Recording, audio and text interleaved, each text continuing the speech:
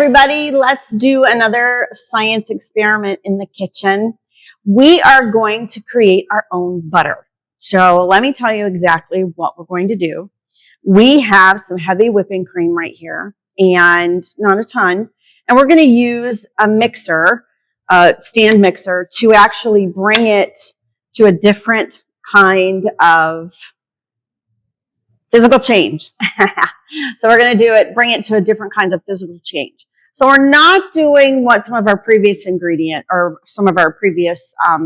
have done, where we've added something to something else and created a whole new explosion of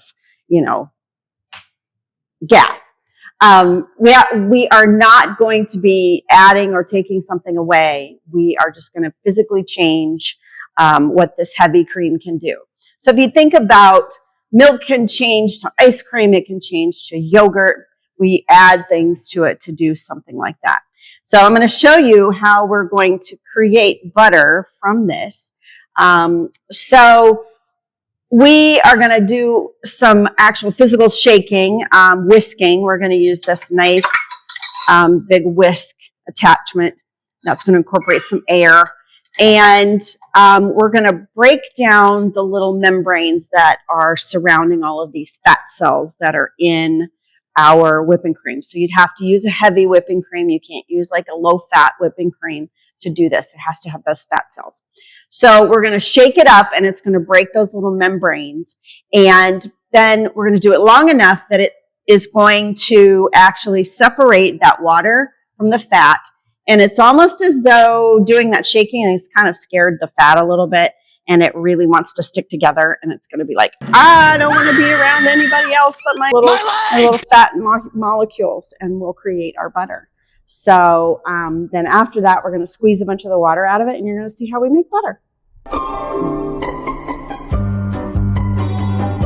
So we're going to take our whipping cream, our heavy whipping cream, and we're going to pour it into our mixer and start it going.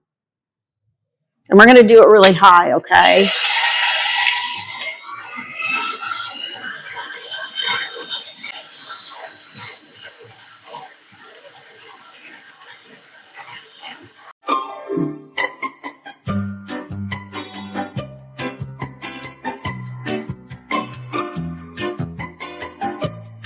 Okay, so we have beaten this cream until it's way past what it would be for whipped cream.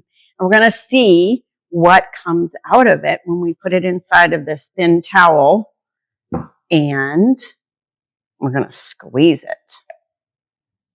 Okay. I'm going to squeeze right back into this bowl.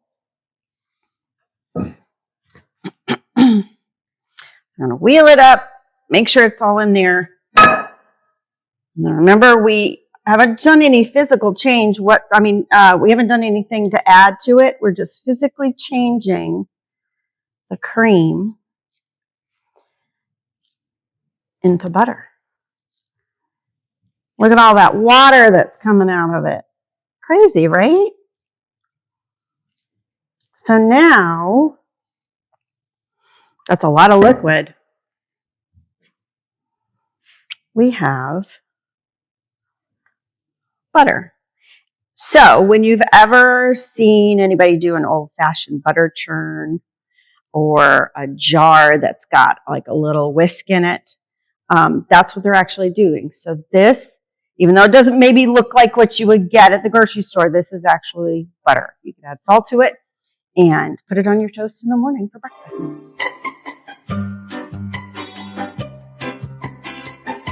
Hi everyone. So now we're going to talk about some more changes with food. So we've done the gas changing that happened with baking soda, with yeast, with baking powder. We've done the physical change that we had with the cream that whisked together for so long that it became butter.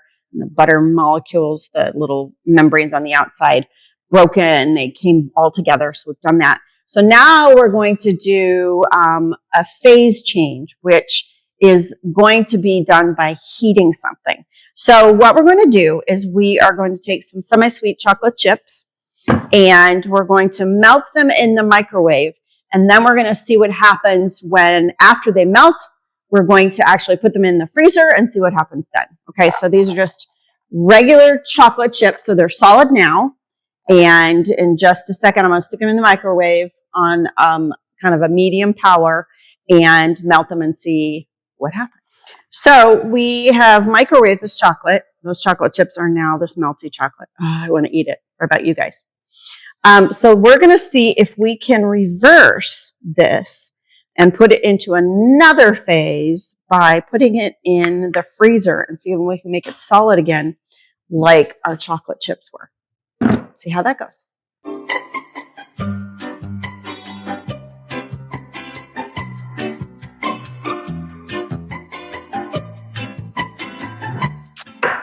Then we have some stuff that goes through faces.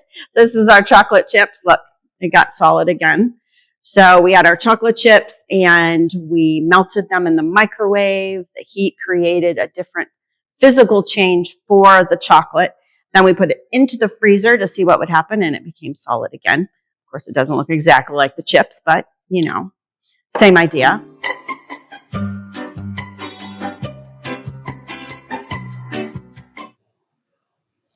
All right, so we're going to talk about how we can change proteins in food forever, okay? So proteins are kind of like paper clips, and they hook together and they come together for whatever it is, and everything's a little bit different. So like proteins like this could be an egg, proteins like that could be milk, whatever, however they come together. But when you add heat to it, that protein changes forever. And it's like if I wanted to see about putting this paperclip back together the same exact way, there's no way it's going to look exactly the same, okay? So that is going to change that little guy forever. So we are going to take an egg and put it into a hot pan, and we're going to watch as that protein changes forever. So here we have a hot pan, and I've got some cooking spray in here.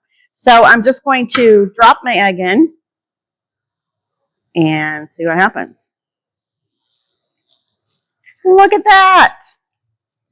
So all these proteins are starting to change, and you're never going to get them back the same way, right?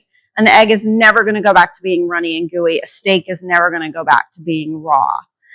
Anytime you add heat to proteins, it's always going to change what's happening with it.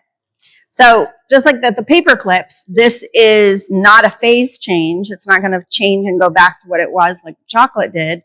But this is going to be a protein change that changes forever. We went to our physical change. So this is our butter. We started out with the liquid heavy cream, and we beat it. So shook it up. You could also do it in a jar if you wanted to shake for a long time, but that's going to take forever. And the fat separated away from the water. We squeezed that out, and we created our butter. Then we have some stuff that goes through faces. This was our chocolate chips. Look, it got solid again. And then last but not least, we did our egg. We crispied. Look at it. It's all beautiful. My husband wants to eat it.